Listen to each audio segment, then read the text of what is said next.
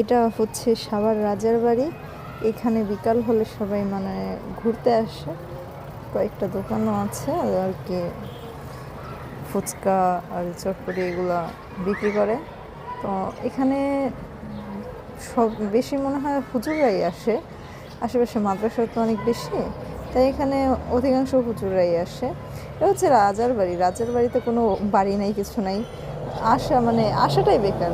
যদিও বা মানে বিকালবেলা ঘোরার একটা কাছাকাছি জায়গার মধ্যে এটা একটা আছে, সবার বাস স্ট্যান্ডে। এটা হচ্ছে রাজার একটা আম গাছ আছে মনে হয়, তাও রাজার আমলের নাকি কে জানে। যে ভিটাটা অনেক পুরনো মনে হচ্ছে ভিটাটা। এটা হচ্ছে রাজার ভিটা আমি বলি, আমি রাজার বাড়ি বলি না, কারণ এটা ভিটাই। বাড়ি তো নাই। এই তো ছোট বাচ্চারা আসে মাদ্রাসার, ওরা আবার খেলাধুলা করে। এই যে একটা পিচ্চি, ও আবার আমার দিকে তাকাইছিল। তো হুজুররাই আসছে গল্প গুজব করে মাদ্রাসার ছোট ছোট